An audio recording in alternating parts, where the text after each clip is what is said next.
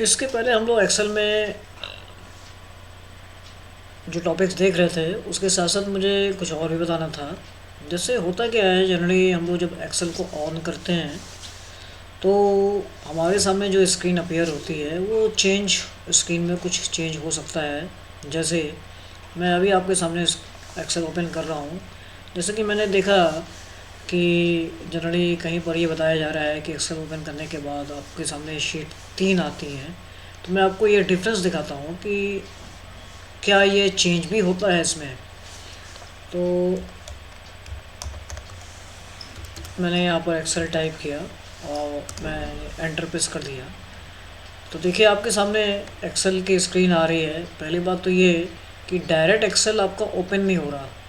Excel open करने के बाद आपके सामने कुछ ऑप्शंस आ रहे हैं। ब्लैंक वर्कबुक लेना है, यहाँ पर एक छोटा सा पॉइंट है वर्कबुक, क्योंकि वर्कबुक में ही सारी शीट्स कवर होती हैं। तो वर्कबुक लेना है, या वेलकम टू एक्सेल, या फॉर्मूला ट्यूटोरियल लेना है। तो इट मीन्स ये आपको बहुत सारे टेम्पलेट्स मिल रहे हैं। हम इसमें से कोई भी सैंपल को लेके भी चल सकते हैं। तो उससे क्या है, हमारे लिए वर्क थोड़ा और इजी हो जाएगा और हम डायरेक्टली उस पार्ट पर आ जाएंगे।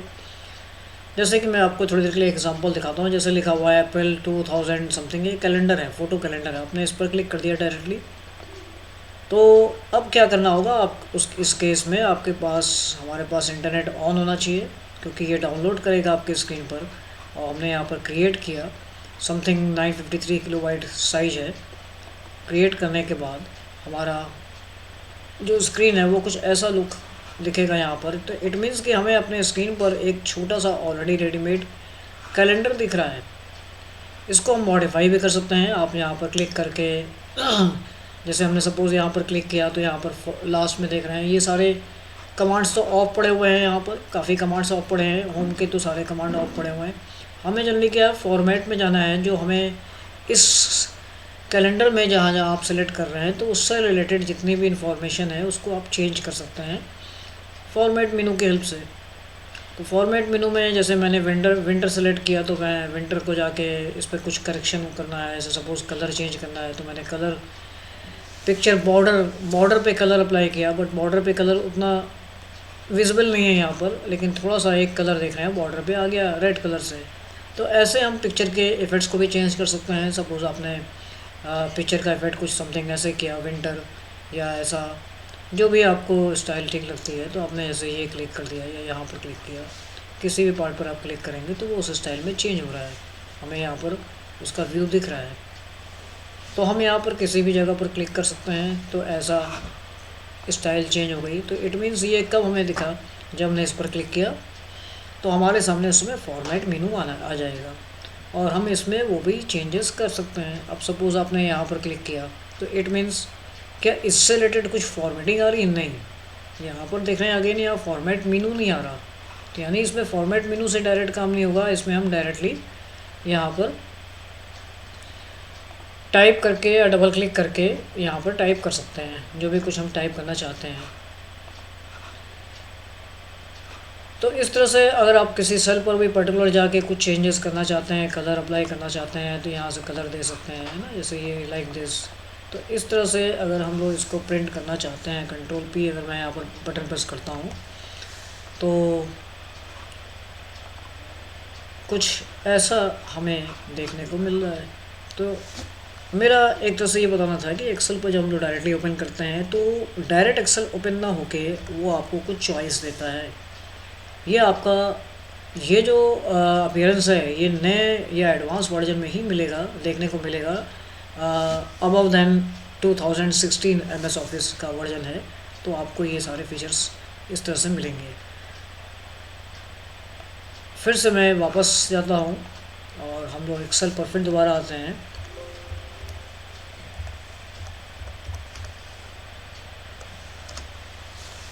और मैं अब आपको वो चेंज दिखाता हूँ कि एक्सेल ओपन करने के बाद आपके सामने क्या वैसा लुक आ रहा है। जनरली हर जगह से बताया जा रहा है कि शीट 3 आती हैं, यहाँ पर शीट सिर्फ एक दिख रही है।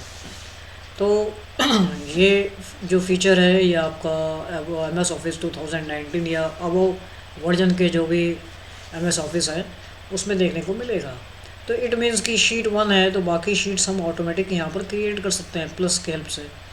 प्लस पे हम आ रहे हैं माउस लेके तो वहाँ पे आ रहा है नई वर्कशीट, सॉरी नई शीट। तो नई शीट पर अगर हम क्लिक करते हैं तो एक शीट और क्रिएट हो जाएगी, sheet number 2, sheet number 3, sheet number 4।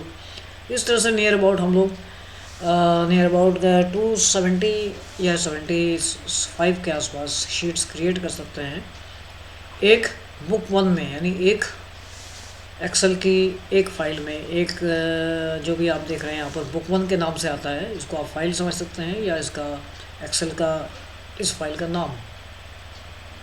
By default book one आएगा अनलेस जब तक कि हम इस पर सेव करने के बाद जब तक कि नाम नहीं चेंज करते हैं ये बुक वन आता है, जैसा कि मैंने पिछले वीडियो में भी बताया आपने। और इसी तरह से आप MS वर्ड में काम करते हैं तो वहाँ पर डॉक्यूमेंट वन के नाम से आएगा।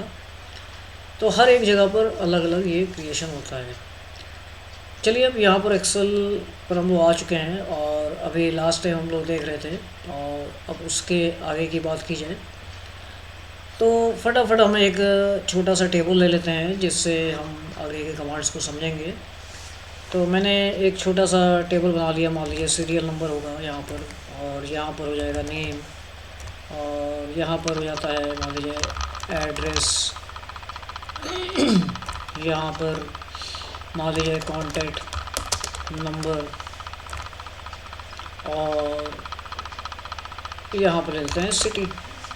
कुछ इस तरह से हमने एक इंफॉर्मेशन के लिए एक फील्ड यानी एक हेडिंग तैयार कर ली हम लोगों ने। और अब हमें इसके अंदर कुछ थोड़ा सा डेटा इनपुट करना होगा, तो हमने लिख दिया 1 2 सॉरी हमें सीरियल नंबर में हमें लेना है 1 2 3 4 5। मान लीजिए हम लोग 5 लोग के लेके चलना है, और इसको हम जैसा कि मैंने पिछली बार बताया था कि आप उसको कॉलम से सेलेक्ट करके ओवरऑल हम सेंटर पे ले लेंगे तो हमारी सारी फील्ड्स एट ए टाइम उस फॉर्मेट को फॉलो करेंगी। नेम में हमने ले लिया suppose A B C D E, कुछ इस तरह से। एड्रेस ले लेते हैं something 101 S 102 D 103 G 104 H 105 I, कुछ इस तरह से मैंने एड्रेस मान लिया। कुछ कॉन्टैक्ट नंबर्स हैं, मैंने यहाँ पर कुछ टाइप कर लिया 24689, और ये कुछ कॉन्टैक्ट नंबर्स हैं, एक सीरीज़ और ले लेते हैं। और इसी को मैंने सेलेक्ट करके कॉपी पेस्ट कर लिया, यानी ड्रैग कर लिया, तो उसी ऑर्डर में वो एक सीक्वेंस बना लेगा। कुछ और नंबर्स भी इनपुट में मिल जाएगा। सिटीज़ में मान लेते हैं हम लोग, मैं जैसे लखनऊ से हूँ तो मैंने यहाँ लखनऊ स्टार्ट किया, बरेली उन्नाव वाराणसी एंड गाज़ियाबाद। ये हमने कुछ सिटीज़ को यहाँ पर इनपुट कर लिया। ये हमारा एक छोटा सा डेटा तैयार हो गया। इसको हम थोड़ी देर के लिए इसका लुक चेंज करते हैं जो कि हेडिंग वाइज शो होता है। और इस तरह से हमारे पास यहाँ पर एक डेटा तैयार हो गया। अब हम लोग इस पर आगे के कमांड्स को लेकर चलते हैं। इस जो नंबर वाला पार्ट है इसकी बात अभी हम आपको बताएंगे। अब इस पर हम लोग आएंगे। ये इसके पहले हम लोग जरा स्टाइल्स को देख लें। कंडीशनल फॉर्मेटिंग में यहाँ पर कंडीशनल फॉर्मेटिंग है, फॉर्मेट टेबल है, सेल स्टाइल है। तो अगर मैं एक चार्ट और बना लेता हूँ, क्योंकि इस चार्ट पर कंडीशनल फॉर्मेटिंग हमें उतना अच्छा रिस्पांस नहीं मिलेगा। तो कंडीशनल फॉर्मेटिंग में वो तो कुछ सबसे सिंपल मेथड बताता हूँ। एक शीट हम लोग शीट 2 में वर्क कर रहे थे, तो हम शीट 1 पर आ जाते हैं, और शीट 1 पे हमने सिंपली टाइप कर लिया 1 2 3 4 5 6 7 8 9, और इसी सीरीज़ को थोड़ा सा आगे बढ़ा लिया। सपोज यहाँ तक हमारी फील्ड है, और इसको हमने यहाँ से राइट साइड में ड्रैग कर लिया। ये फील्ड हमारी क्रिएट हो गई। अब सपोज हम लोग कंडीशनल फॉर्मेटिंग का यूज़ करने जा रहे हैं। कंडीशनल फॉर्मेटिंग के लिए आपको सारा डेटा सेलेक्ट कर लेना है। यहाँ पर क्या है, कंडीशन के अकॉर्डिंग एक फॉर्मेटिंग अपीयर हो जाएगी। जैसे कि मैं दिखाता हूँ आपको, मान लीजिए हाईलाइट सेल्स करने हैं, उन सेल्स को हाईलाइट करना है जो ग्रेटर दैन है, तो इन्होंने ऑटोमेटिक एक ले लिया 6.5, तो हम यहाँ पर चेंज कर सकते हैं 5 अबव 5, यानी format cells those are greater than 5, जो ग्रेटर दैन 5 हैं उन सेल का कलर क्या होगा। आप यहाँ पर चेंज भी कर सकते हैं, जो भी कलर लेना है, लाइट रेड, रेड टेक्स्ट जो भी लेना है, तो अपने येलो फिल या ग्रीन वाला पार्ट ले लेते हैं।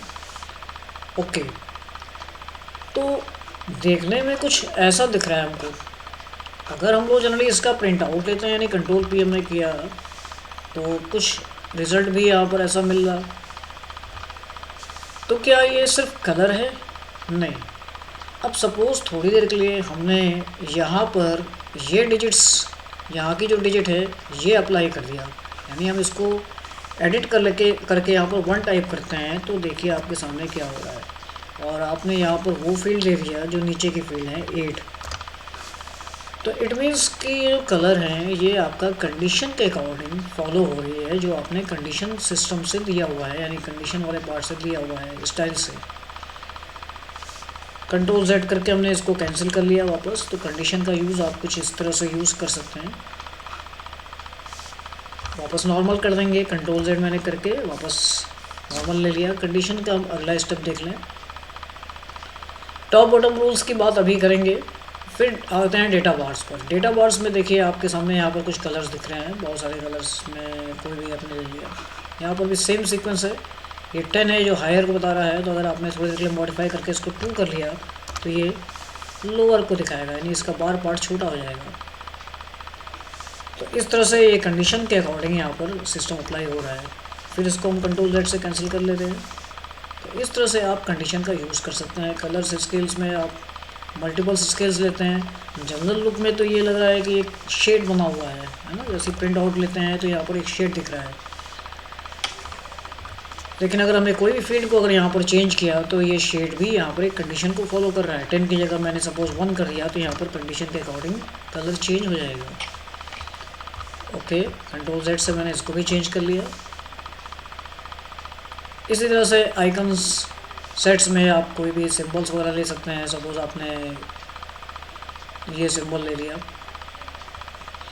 सेम रूल सेम सिस्टम यहाँ भी है। आपने यहाँ पर चेंज किया, 10 की जगह 1 किया, तो ये देखिए आपका एरो का डायरेक्शन चेंज हो रहा है, तो यानी ये कंडीशन को फॉलो कर रहा है। कंट्रोल Z से हमने फिर इसको चेंज कर लिया। तो कुछ कंडीशनल फॉर्मेटिंग में एक हम रफ देख रहे हैं कि हमें ऐसी ऐसी बातें देखने को मिल रही है। आप कोई भी सिंबल यहाँ यूज़ करेंगे तो वो एक उस नंबर के अकॉर्डिंग उस ऑर्डर में कन्वर्ट होता रहेगा। और वैसे हम कंट्रोल Z ना करके हम चाहे, अगर आपने कोई सेट किसी को अप्लाई कर दिया है तो आप इसको क्लियर रूल से भी कैंसिल कर सकते हैं। कुछ इसमें न्यू रूल्स दिए हैं, कुछ मैनेज रूल्स है, इसको हम अगले वीडियो में इसकी बात करेंगे। इसके लिए थोड़ा सा डीप जाना होगा इसके, तो कोई बात नहीं है, हो जाएगा ये भी। फॉर्मेट एज टेबल में बहुत सिंपल है। यहाँ पर क्या है, फ़िल्टर अप्लाई होगा। अगर हमने सिंपली कहीं पर भी क्लिक कर दिया सपोज इस पार्ट पर, तो यहाँ पर एक मैसेज आ रहा है आपके सामने, फॉर्मेट एज टेबल। और यहाँ पर देखिए आपकी जो सेल की रेंज है A1, यानी इसको फाइनली अगर हम लोग जब किसी टेबल वगैरह में अप्लाई करते हैं तो ये नाम कुछ चेंज हो रहा है, $A$1, तो इट मीन्स, थोड़ा सा मैं इसको चेंज करता हूँ। ये आपकी रेंज यहाँ से यहाँ तक की थी हमारी इस टेबल में। तो $A$1 से हम बात कर रहे हैं $H $12 तक, $A से $1 कोलन साइन एंड $H $12।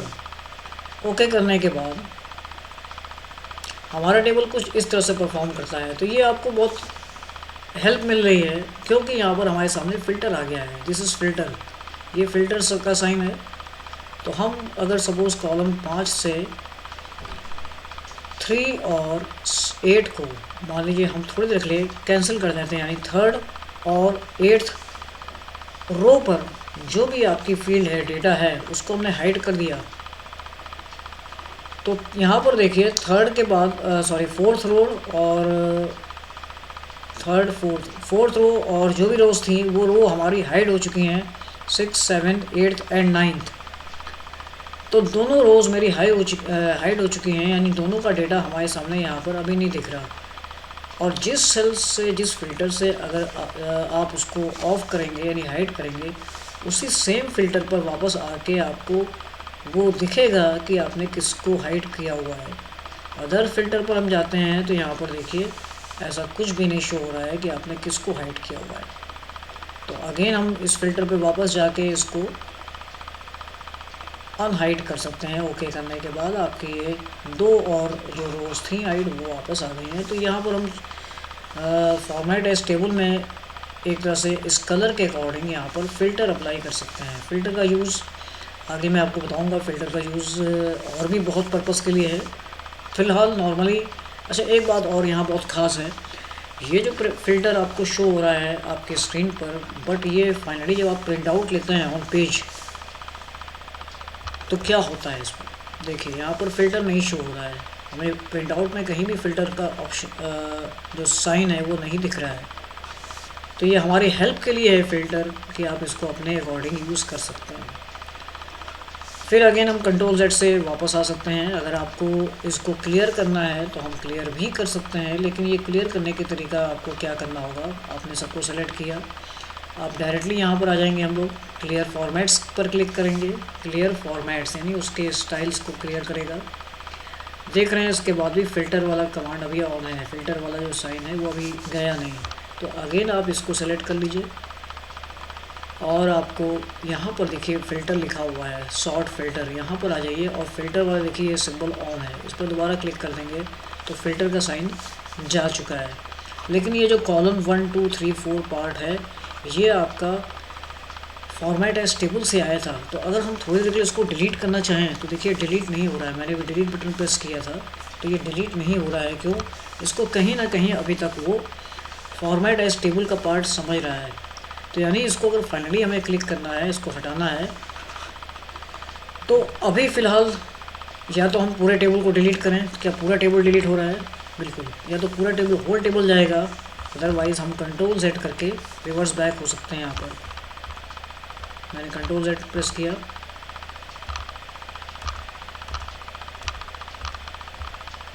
और हम लोग वापस आ चुके हैं। ओके, देन हम लोग सेल स्टाइल की बात करते हैं। मान लीजिए आपने इस पर डायरेक्टली आके किसी भी कलर को लेना है तो हम ले सकते हैं। नॉर्मली जो भी कलर्स वगैरह लेने हैं आपके, सब के कलर्स डिफरेंट डिफरेंट पार्ट करना है। आपने कहा ये जो भी है इसका कलर कुछ ये पार्ट होगा। फिर नेक्स्ट हमने सेलेक्ट किया, हमने कहा इसका पार्ट सेलेक्ट करने के बाद आपने कहा इसका कलर ये होना है तो आपने ये कलर ले लिया। तो ऐसे ऐसे आप डिफरेंट डिफरेंट पार्ट को इंडिविजुअली सेल स्टाइल में जाके बदल सकते हैं। तो ये हमने सेल स्टाइल किया, बट यहाँ पर क्या है, only style, this is only style. अगर मान लीजिए आप थोड़ी देर के लिए इसको 6 करते हैं यहाँ पर वैल्यू, तो क्या आपका कलर चेंज हो रहा है? नहीं। तो ये it is only applying the style of cell. तो ये कलर की स्टाइल को हम सेल स्टाइल से अप्लाई कर सकते हैं। फ़िलहाल मैंने इसको कंट्रोल Z कर लिया वापस। तो इस तरह से अब आते हैं ख़ास पॉइंट पर। अभी देखिए यहाँ पर इंसर्ट सेल्स, इंसर्ट सेल की हम बात कर रहे हैं। तो यहाँ पर ये कमांड बंद है, ठीक है, यहाँ पर अभी विजिबल नहीं है इंसर्ट वाला। अगर हम शीट 2 पर जाके इंसर्ट की बात करते हैं तो ये ऑन है। तो यानी जहाँ पर हमने कंडीशनल फॉर्मेटिंग यूज़ किया हुआ है तो वहाँ से ये इंसर्ट कमांड अभी फ़िलहाल थोड़ी देर के लिए यहाँ पर हाइड हुआ है। ये देखिए insert cells, this is hide. तो अगर हम नई सेल पर आ जाएं और यहाँ पर कुछ वर्क करते हैं तो क्या आ रहा है, ये टोटल शीट पर इंसर्ट सेल वाला कमांड हाइड हो चुका है। तो अभी मैं दूसरी शीट पर आता हूँ, वहाँ पर हम लोग देखते हैं कि इंसर्ट का यूज़ कैसे करना है। ओके, अब सपोज़ यहाँ पर मेरे पास बहुत सारा डेटा है और कुछ देर के लिए मानते हैं कि अब कि यहाँ पर हमें एक और सिटी को इंट्रोड्यूस करना है, यानी एक और सिटी अप्लाई करनी है। तो अब हमारे पास वैसे जनरली क्या चॉइस होती है, या तो हम इसको मूव करके इधर आ जाए ठीक है, या हम इस होल पार्ट को लेके थोड़ा सा नीचे शिफ्ट करें एक बार, या आप क्या करेंगे, इसको राइट शिफ्ट करेंगे। तो इसके लिए इन्होंने आपको चॉइस दिया है, आप इंसर्ट सेल पर आ जाएं। अब हमें सारी चॉइस मिल रही है, वो कह रहे हैं शिफ्ट सेल्स राइट। क्या आपको सेल्स राइट शिफ्ट करनी है? तो सेल्स मीन्स क्या सारी सेल्स शिफ्ट होंगी राइट? नहीं, ओनली वन सेल आपकी राइट शिफ्ट होगी, क्योंकि हमने सिर्फ एक सेल को सेलेक्ट किया हुआ है। तो हमने अगर जैसे इसको ओके किया तो ये राइट शिफ्ट हो जाएगी। आप अपना नई सिटी का नाम यहाँ पर लिख सकते हैं, या और क्या चॉइस है। फिर अगर आप आते हैं इंसर्ट सेल पर, शिफ्ट सेल्स डाउन, तो हम लोगों ने यहाँ पर क्लिक किया तो सेल्स डाउन हो गई। अगेन हमने इसको कंट्रोल Z से कैंसिल कर दिया। फिर आते हैं तो यहाँ बोला इंटायर रो। क्या आपको इंटायर रो को नीचे शिफ्ट करना है? ठीक है, नीचे की बात नहीं हो रही है, डाउनवर्ड्स नहीं हो रही है, बात इंटायर रो। तो इंटायर रो में इंसर्ट करना है, तो इट मीन्स ये वाली इंटायर रो आपकी ब्लैंक हो जाएगी और सारे सेल्स नीचे डाउन शिफ्ट हो जाएंगे, यानी पूरी रोज के वे में सब नीचे आ जाएगा। अगर हमें यहाँ पर कुछ डेटा लिखना है, अगर नई सिटी लिखनी है तो आप इनपुट कर सकते हैं, जैसे आपने डाला दिल्ली। ठीक है, ओके। फिलहाल अभी इसको हम कैंसिल कर देते हैं, कंट्रोल Z से हम अपने वापस आ जाते हैं। कंट्रोल Z करना है तो आप जब किसी सेल पे ऑलरेडी वर्क कर रहे होते हैं तो उस केस में वो किसी भी कमांड को रिस्पॉन्ड नहीं करेगा। तो आपको क्या करना है, थोड़ा देर कहीं और क्लिक करके देन कंट्रोल Z प्रेस करना है, लाइक दिस। इसमें एक पार्ट और है, इंटायर कॉलम। अगर हम क्या इंटायर कॉलम इंसर्ट करना है तो ये टोटल कॉलम को राइट शिफ्ट कर देगा विद टॉप हेडिंग के साथ, इंक्लूडिंग हेडिंग पार्ट, वो सारे डेटा को राइट शिफ्ट कर देगा। फिर हमने कंट्रोल Z से इसको वापस ले लिया। अब हम यहाँ पर देख रहे हैं इंसर्ट सेल्स में ऐसे तो इंसर्ट शीट शो हो रहा है, बट यहाँ से आने के बाद हमें शीट नहीं दिख रहा। तो अगर आपको सपोज़ एक शीट इंसर्ट करनी है तो हम यहाँ से ले सकते हैं। तो यहाँ से हुआ क्या, हमारे पास 1 और 2 शीट है, एक शीट नंबर 3 1 और 2 के बीच में यहाँ पर एंटर हो जाएगी। तो देखिए इंसर्ट शीट नंबर 3 आ गई हमारे 1 और 2 के बीच में। ये 1 थी, ये इंसर्ट शीट 3। तो इंसर्ट में हमें इतने सारे ऑप्शन मिलते हैं। इसी तरह से डिलीट ऑप्शन है। डिलीट क्या करेगा, जस्ट अपोजिट काम करेगा इंसर्ट का। आपने कहा डिलीट सेल्स, तो उस केस में इंसर्ट के केस में राइट शिफ्ट हो रही थी, अब इन्होंने क्या किया, लेफ़्ट शिफ्ट सेल्स लेफ़्ट। तो अब लेफ़्ट देखने के लिए हम एक काम करते हैं, इस जगह पर आते हैं जहाँ पर हमें राइट में डेटा मिल रहा हो। तो अब क्या करेंगे, इसको डिलीट करेंगे तो बरेली आपका इधर शिफ्ट हो जाएगा। तो अगर डिलीट आपने किया और शिफ्ट सेल्स लेफ़्ट की बात कर रहे हैं तो बरेली आपका उधर शिफ्ट कर दिया। कंट्रोल Z करते हैं, शिफ्ट सेल्स अप।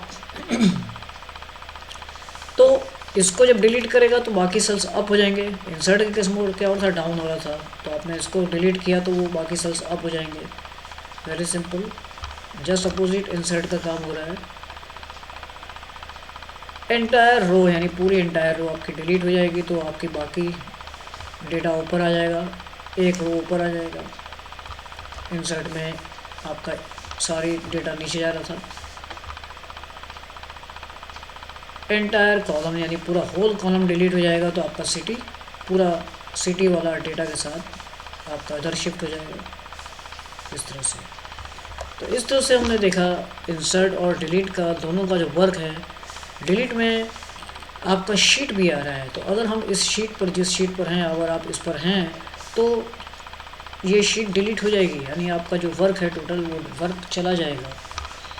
तो अगर मान लीजिए शीट 3 पर हम आते हैं थोड़ी देर के लिए, जिसको हमने नया इंसर्ट किया था, इसको डिलीट करना चाहें तो डिलीट कर सकते हैं। यहाँ पर हमारा कोई डेटा नहीं है, तो देखिए डिलीट शीट हमारी 3 जो है डिलीट हो चुकी है।